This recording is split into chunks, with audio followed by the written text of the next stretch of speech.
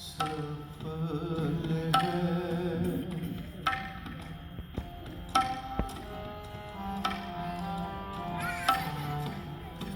बोलो सतगुरु की सेवा सफल है। सतगुरु की सेवा सफल है।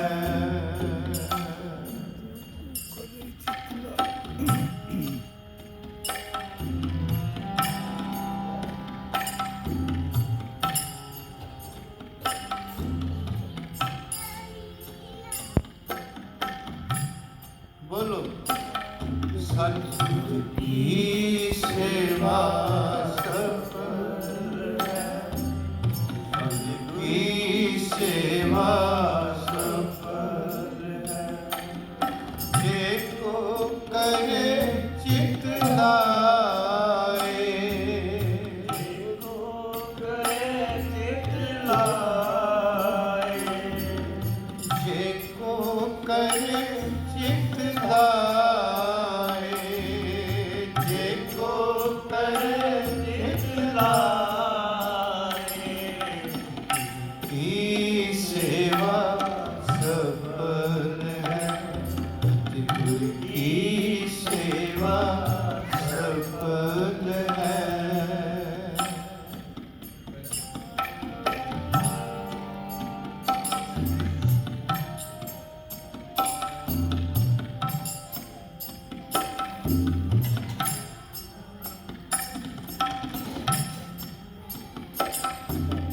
मन चिंदिया फल पावना,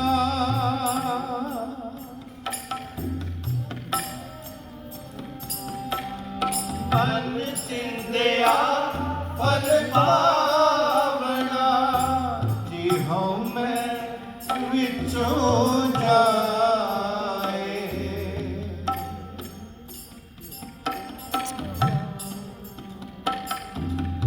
हों मैं विचों जाए, जिनकी सेवा सफल है। सतगुरु की सेवा सफल है।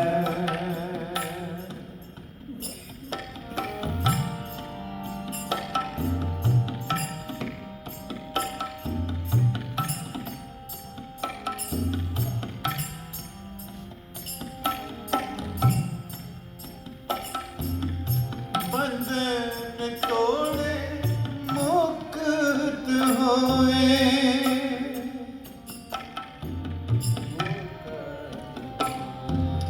बंधन तोड़े मुक्त होए, सच्चे रहे समाए,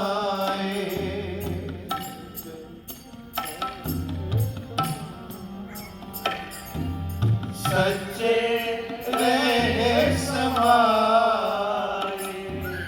गुरु की सेवा सफल है। गुरु की सेवा सफल है। जेको करे चित लाए, जेको करे चित लाए, गुरु की सेवा सफल है। गुरु की सेवा सफल है।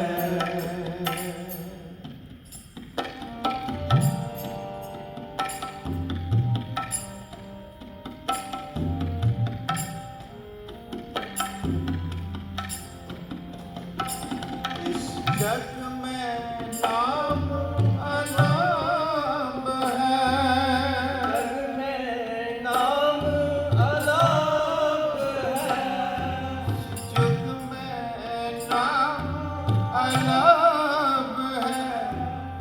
गुरमुख वसे मन आए,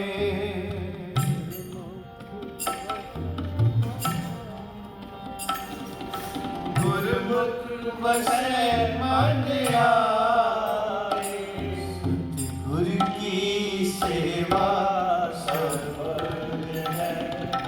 गुरु की सेवा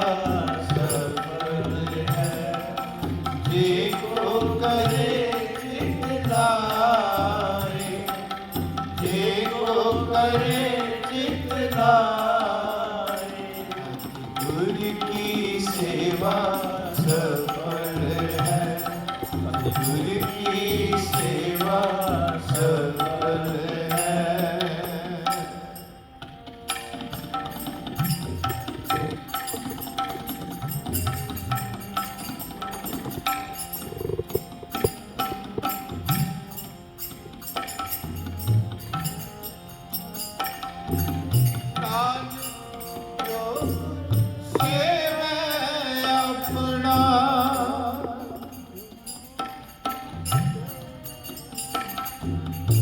नानक जो गुरु सेवा अपना, सद बलिहारे जाओ,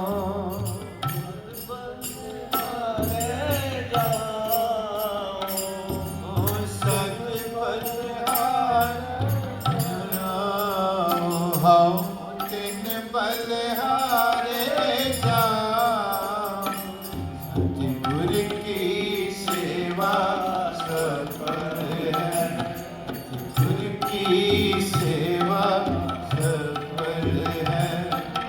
जे को करे चित लाए, जे को करे चित लाए, गुरु की सेवा सफल है, गुरु की सेवा सफल है, गुरु की सेवा सफल है, गुरु की सेवा सफल है।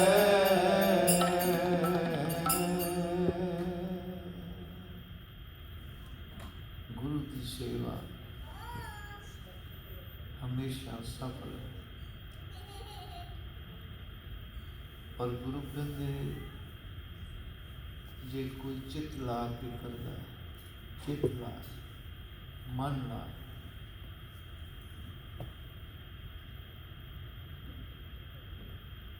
मन ला के सेवा करनी कठिन है।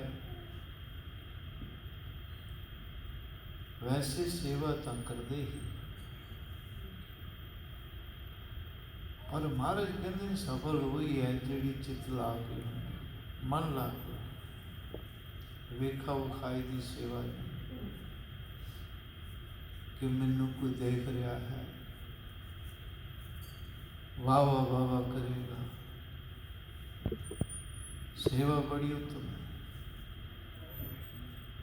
गुरु अर्जन देव सच्चे पातशाह जी ने संगतां की सेवा हथी की, साध संगत की हथी। इत्थों तक संगत आई रात की थकी, महाराज ने जो प्रशादा छकाया संगत नूं, एक बजुर्ग दे महाराज पैर भी कुटन लग गए। प्यार नाल आखो सतनाम। सानू सिखाया है महाराज ने, सानू सिखाया साध संगत।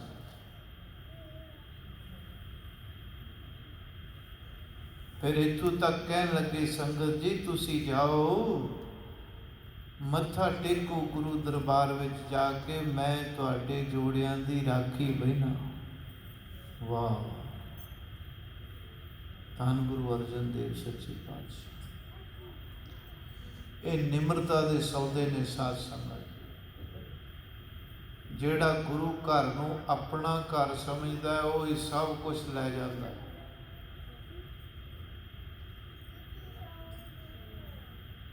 वो सब कुछ लै जाता है प्यारे, जोड़ा गुरु घर नूं अपना घर समझदा,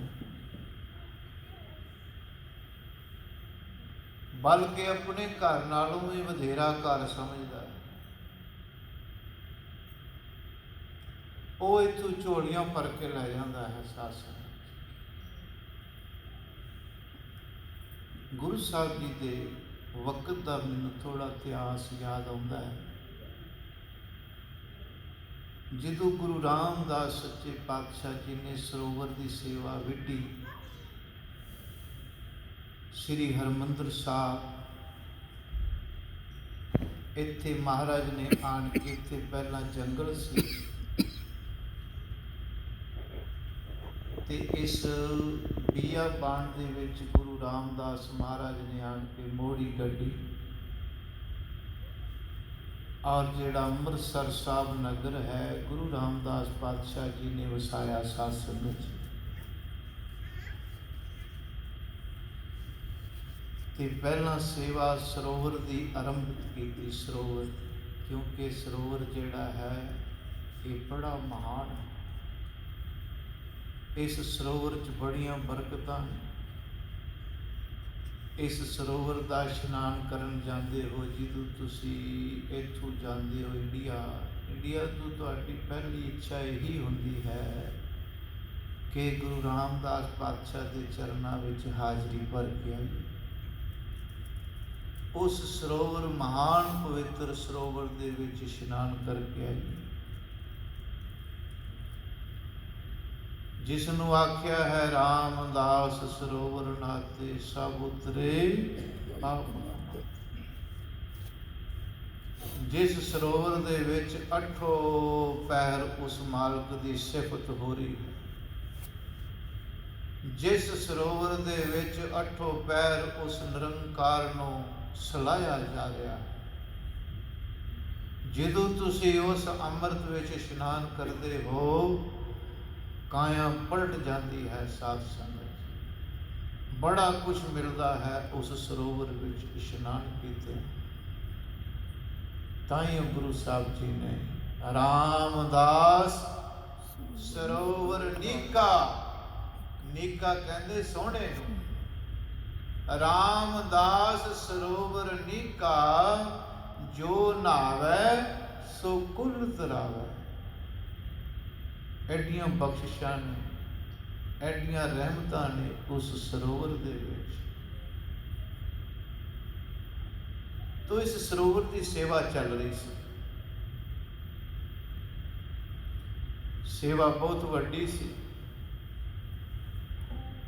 ਬਹੁਤ ਡੂੰਘਾ ਸਰੋਵਰ ਹੈ। ਸਾਧ ਸੰਗਤ ਮੈਂ ਵੇਖਿਆ ਜਦੋਂ ਸੰਨ 84 ਤੋਂ ਬਾਅਦ ਬਾਬਾ ਖੜਕ ਸਿੰਘ ਜੀ ਨੇ ਸੇਵਾ ਕਰਾਈ ਨਾ, ਕਾਰ ਸੇਵਾ, ਕਿਉਂਕਿ ਇੱਥੇ ਬਹੁਤ ਖੂਨ ਖਰਾਬਾ ਹੋਇਆ ਸੀ। ਅੱਜ ਜੂਨ 4 ਜੂਨ ਵੀ ਆ ਰਿਹਾ ਹੈ ਨੇੜੇ। ਇਸ ਤਰੀਕ 84 ਦੇ ਵਿੱਚ 1984 ਵਿੱਚ ਬਹੁਤ ਵੱਡਾ ਘੱਲੂਘਾਰਾ ਖੂਨ ਖਰਾਬਾ ਹੋਇਆ ਸੀ।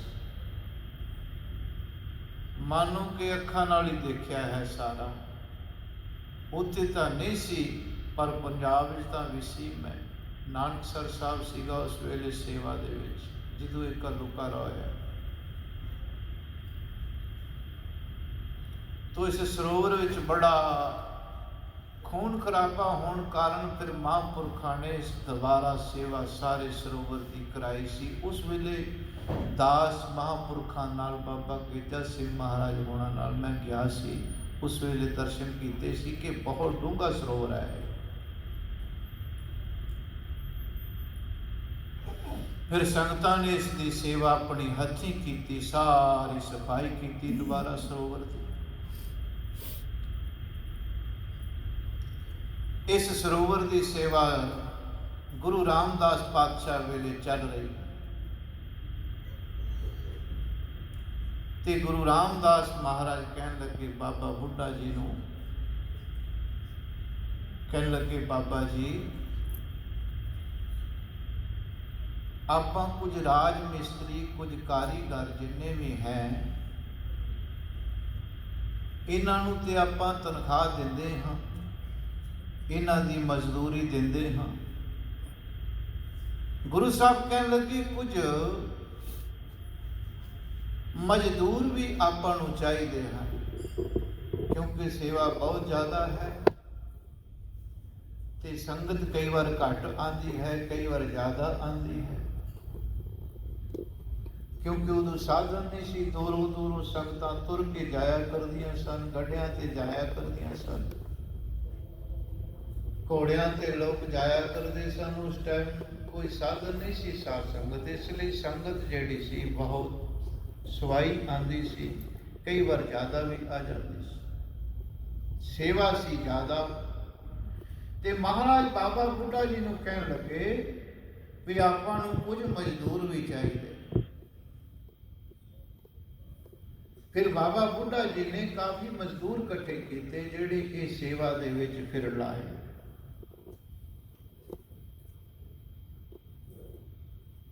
ਇੱਕ ਇਹਨਾਂ ਦੇ ਵਿੱਚ ਸੇਵਾ ਕਰਨ ਵਾਲਾ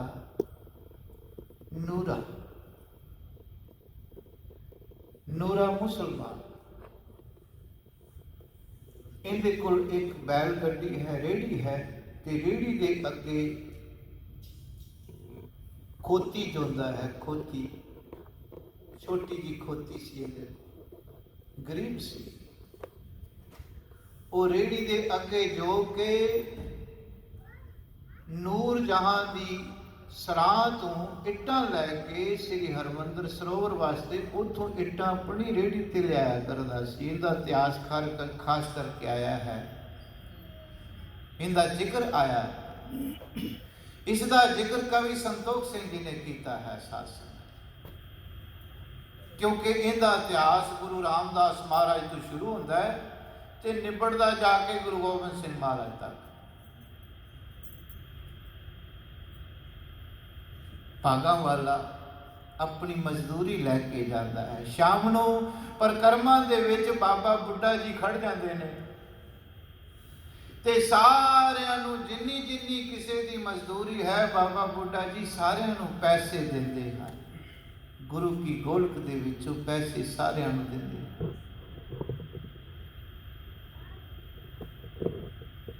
ਇਹ ਰੋਜ਼ ਮਜ਼ਦੂਰੀ ਲੈ ਕੇ ਜਾਂਦਾ ਹੈ ਨੂਰਾ, ਆਪਣੇ ਬੱਚਿਆਂ ਨੂੰ ਪਾਲਦਾ।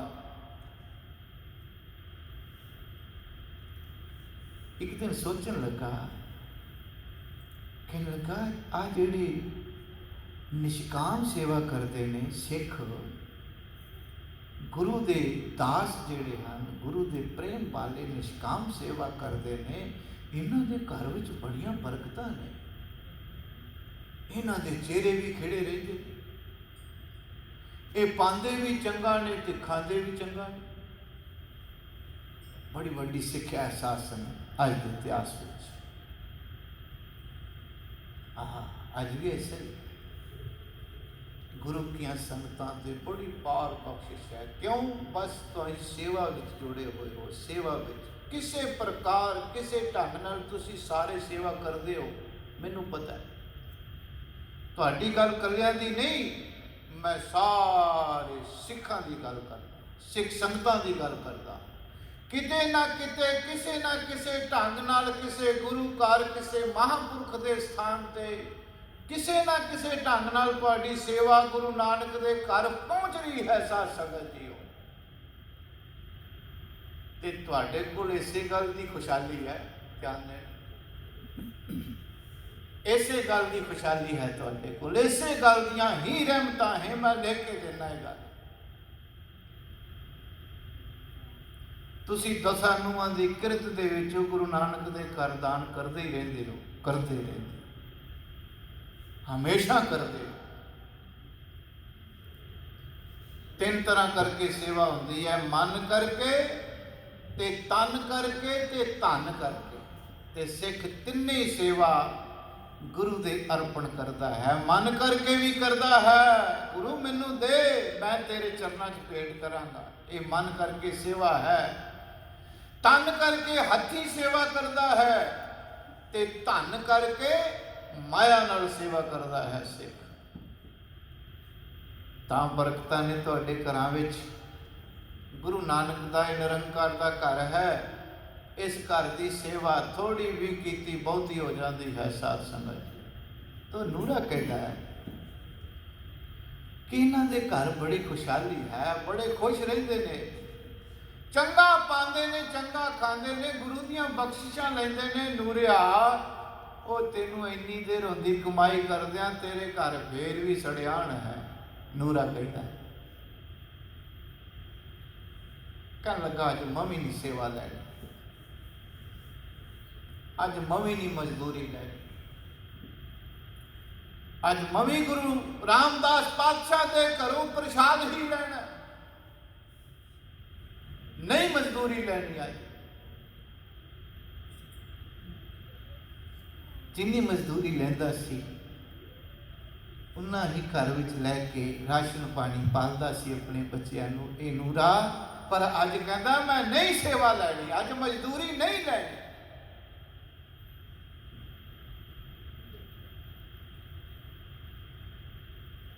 ਤੇ ਉੱਥੇ ਬਹਿ ਗਿਆ ਜਾ ਕੇ ਜਿੱਥੇ ਗੁਰੂ ਰਾਮਦਾਸ ਪਾਤਸ਼ਾਹ ਦੇ ਚਰਨਾਂ ਵਿੱਚ ਸੰਗਤ ਬੈਠੀ ਸੀ, ਉੱਥੇ ਬਹਿ ਗਿਆ।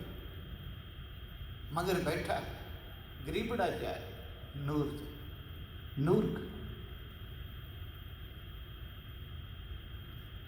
ਮਹਾਰਾਜ ਸਾਰਿਆਂ ਨੂੰ ਆਸ਼ੀਰਵਾਦ ਦੇ ਰਹੇ ਨੇ, ਸਾਰਿਆਂ ਨੂੰ ਪ੍ਰਸ਼ਾਦ ਦੇ ਰਹੇ ਨੇ, ਸਾਰਿਆਂ ਨੂੰ ਖੁਸ਼ੀ ਦੇ ਰਹੇ ਨੇ। ਗੱਲ ਤਾਂ ਗੁਰੂ ਦੀ ਖੁਸ਼ੀ ਵਿੱਚ ਆ ਸਾਧ ਸੰਗਤ ਦੀ।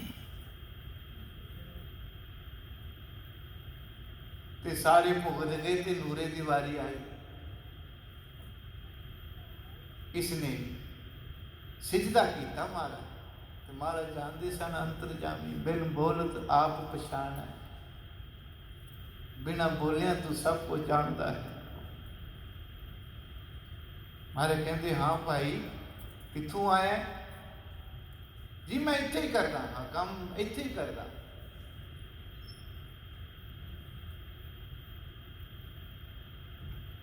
ਤੇ ਬਾਬਾ ਬੁੱਢਾ ਜੀ ਨੂੰ ਕਹਿਣ ਲੱਗੇ ਵੀ ਇਹਨੂੰ ਮਜ਼ਦੂਰੀ ਦੇ, ਜੋ ਇਸ ਦੀ ਮਜ਼ਦੂਰੀ ਹੈ, ਇਸ ਦੀ ਮਜ਼ਦੂਰੀ ਦਿੱਤੀ ਜਾਂ ਨਹੀਂ ਦਿੱਤੀ? ਬਾਬਾ ਬੁੱਢਾ ਜੀ ਕਹਿਣ ਲੱਗੇ ਮਹਾਰਾਜ ਇਹਨੇ ਅੱਜ ਮਜ਼ਦੂਰੀ ਲਈ ਨਹੀਂ। ਮਹਾਰਾਜ ਕਹਿੰਦੇ ਅੱਛਾ, ਤੇ ਕਿਉਂ ਭਾਈ ਤੇਰਾ ਨਾਮ ਕੀ ਹੈ? ਜੀ ਮੇਰਾ ਨਾਮ ਨੂਰਾ ਹੈ। ਭਾਈ ਅੱਜ ਮਜ਼ਦੂਰੀ ਕਿਉਂ ਨਹੀਂ ਲਈ ਤੂੰ? ਨੂਰਾ ਕਹਿਣ ਲੱਗਾ ਸੱਚੇ ਪਾਤਸ਼ਾਹ, ਧੰਨ ਗੁਰੂ ਰਾਮਦਾਸ ਮਹਾਰਾਜ ਨੂੰ ਕਹਿਣ ਲੱਗਾ ਪਾਤਸ਼ਾਹ ਵੀ ਅੱਜ ਤੇਰਾ ਪ੍ਰਸ਼ਾਦ ਹੀ ਚਾਹੀਦਾ ਹੈ। ਪਿਆਰ ਨਾਲ ਆਖੋ ਸਤਿਨਾਮ ਸ਼੍ਰੀ। ਅੱਜ ਮੈਂ ਮਜ਼ਦੂਰੀ ਨਹੀਂ ਲੈਣੀ। ਮਹਾਰਾਜ ਕਹਿੰਦੇ ਨੂਰਿਆ ਤੂੰ ਬੱਚੇ ਕਿਵੇਂ ਪਾਲੇਗਾ? ਤੇਰੇ ਘਰ ਦਾ ਰੁਜ਼ਗਾਰ ਕਿਵੇਂ ਚੱਲੇਗਾ ਜੇ ਮਜ਼ਦੂਰੀ ਨਹੀਂ ਲਏਗਾ? ਕਹਿਣ ਲੱਗੇ ਨਹੀਂ ਪਾਤਸ਼ਾਹ ਅੱਜ ਮੈਂ ਮਜ਼ਦੂਰੀ ਨਹੀਂ ਲੈਣੀ, ਅੱਜ ਮੈਂ ਸੇਵਾ ਹੀ ਕਰਨੀ ਹੈ। ਮਹਾਰਾਜ ਬੜੇ ਖੁਸ਼ ਹੋਏ। ਗੁਰੂ ਰਾਮਦਾਸ ਪਾਤਸ਼ਾਹ ਬੜੇ ਪ੍ਰਸੰਨ ਹੋਏ। सेवा करत होए नेकामी तिसको होत प्राप्त स्वामी। हाँ निष्काम सेवा जड़ी है ना ये बहुत बहुत अगे ले जाती। फिर महाराज कहते की दईए तेनू, तू मजदूरी नहीं लैनी? कहने लगा महाराज तुहाडा प्रसाद, तुहाडी खुशी चाहिए है, मेहर करो, कृपा करो। घर विच बड़ी गरीबी, क्योंकि गल तो हुई सी ਵੀ ਇਹਨਾਂ ਦੇ ਚਿਹਰਿਆਂ ਤੇ ਖੁਸ਼ਹਾਲੀ ਹੈ, ਸਾਡੇ ਘਰ ਵਿੱਚ ਭੰਗ ਪੁੱਜਦੀ ਹੈ। ਤੇ ਨੂਰਾ ਚਾਹੁੰਦਾ ਸੀ ਉਹੀ ਖੁਸ਼ੀ ਜੋ ਸਿੱਖਾਂ ਨੂੰ ਮਿਲਦੀ ਸੀ, ਜੋ ਨਿਸ਼ਕਾਮ ਸੇਵਾ ਕਰਨ ਵਾਲਿਆਂ ਨੂੰ ਮਿਲਦੀ ਸੀ। ਨੂਰਾ ਉਹੀ ਚਾਹੁੰਦਾ ਸੀ। ਮਹਾਰਾਜ ਕਹਿਣ ਲੱਗੇ ਨੂਰਿਆ ਕੀ ਚਾਹੁੰਦਾ ਹੈ? ਕਹਿਣ ਲੱਗਾ ਜੀ ਘਰ ਵਿੱਚ ਗਰੀਬੀ ਹੈ, ਕੱਟ ਦਿਓ ਗਰੀਬੀ। ਮਹਾਰਾਜ ਕਹਿੰਦੇ ਜਾ ਨੂਰਿਆ तेरी गरीबी कटी। एक दिन की सेवा नाल, एक दिन की सेवा नाल नूर खान की सराह तो, नूर खान की सराह काफ़ी दूर आ उतों साध संगत श्री हरमंदर साहब तो अपनी खोती की रेहड़ी के उत्ते इट्टां लैके आया करता सी श्री दरबार साहब वास्ते, सरोवर वास्ते। ते रोज़ की मजदूरी दिया करता सी। अज कहता सारा दिन इसने सेवा की है, कहने लगा अज मजदूरी नहीं लैनी। ते गुरु साहब खुश हो गए। कहने लगे जा नूरिया तेरी गरीबी कट्टी। प्रसाद दिता, बड़ा खुश कि गुरु ने वचन कर दिता है मेरी गरीबी कट्टी है। विश्वास की गल, खुशी लैके ना गुरु दी। ते जदों परिक्रमा तू बाहर जाता है तो अज जेब च कुछ नहीं, अज केवल प्रसाद है गुरु रामदास पातशाह जी का।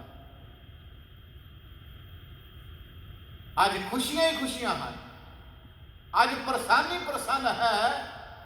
अज घर जाके कहांगा अज मजदूरी नहीं, अज गुरु रामदास पातशाह दियां खुशियां लैके आया हाँ। प्यारे जिंदे घर गुरु दियां खुशियां पहुंच जांदियां ने, ओ मत सोचे कि मेरे घर हुण गरीबी रह जाएगी, मेरे घर किसी गल की उणता ही रह जाएगी, उहदे घर सत्ते ही खैरां वरत जांदियां हन, सत्ते ही खैरां रिद्धियां सिद्धियां उसके घर आ जांदियां हन, जिंदे घर गुरु की खुशी आ जाती है। अज नूरा मजदूरी नहीं खुशी लैके जा रहा है। तो जो अपनी खोती नूं ना जोड़न लगा ते घर नूं चलने लगा, तो खोती वाल वेख के ते इहदे अंदर एक फुरना फुर पिया। कहने लगे नूरिया तेनू तां खुशी मिल गई, ते आ जिन्ने मेरे हुण तक बच्चे पाले ने इहदा भी भला हो जाए। फिर गया दोबारा भोला सी नूरा ते परिक्रमा च खड़ गया। महाराज उधरों आ रहे सन ते कहने लगे नूरिया तू गया नहीं अजे? सच्चे पातशाह बेनती है दस। कहने लगे पातशाह मेरी खोती का भी भला कर दे। उसे प्यार नाल आखो सतनाम श्री वाहिगुरू। ओ इनू गल उधर लै जाओ भी इन्ना उनके मन अंदर इस गल की भावना सी, इस गल का प्यार सी गुरु रामदास पातशाह के चरणों में कि मैनू तो खुशी मिल गई, इस जानवर नूं भी खुशी मिल जाए। हुण उहदी भावना सी। महाराज कहते कि जा नूरिया तेरी खोती का भी भला कीता। प्यार नाल आखो सतनाम श्री वाहिगुरू। उनका भी भला गुरु साहब के रसना तो निकल गई कहानी। एक कहानी इत्थे खत्म होती है, इत्थे कहानी खत्म हो गई गुरु रामदास पातशाह ने। उस तो बाद जिस वेले आगरे 10वें पातशाह हुण जामे विच आ गए, गुरु रामदास पातशाह विच समा गुजरिया। गुरु अर्जन देव गुरु हरगोबिंद साहब 9वें पातशाह 10वें पातशाह आ गए। समय विच आ गए। गुरता गति के 10वें पातशाह हैं इस वेले। ते जदों ये हिंदुस्तान का बादशाह बनया ना, फिर कहानी शुरू हुई है। उत्थे मुक गई सी कहानी नूरे ते, हुण कहानी नवी शुरू हुई है। जिस वेले बहादुर शाह औरंगजेब का बेटा महाराज की खुशी के नाल ये हिंदुस्तान का बादशाह बनता है, तो महाराज उस वेले आगरे ठहरे हुए सन जो सचखंड श्री हजूर साहब जा रहे हैं। तो ये धन्नवाद करन गया गुरु साहब जी का, धन्नवाद करन गया।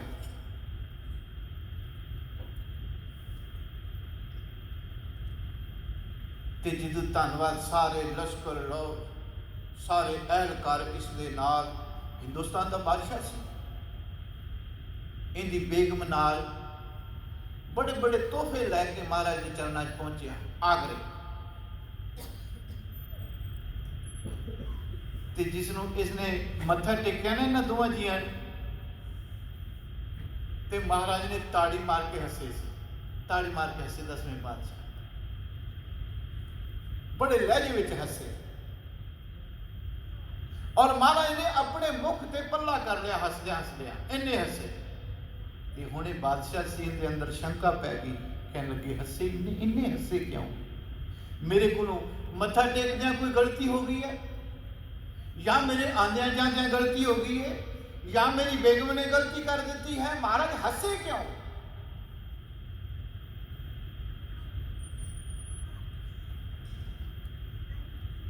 जिस वेले बहादुर शाह ने बेनती की थी 10वें पातशाह गुरु गोबिंद सिंह महाराज सच्चे पातशाह कि मैंने समझ नहीं आई, मेरे को गलती हो गई आप जी। बहुत हसे, मुख ते पल्ला कर लिया। कहने लगे बहादुर शाह कोई घटना याद आ गई। और बहादुर शाह कोई घटना याद आ गई है? सच्चे पातशाह घटना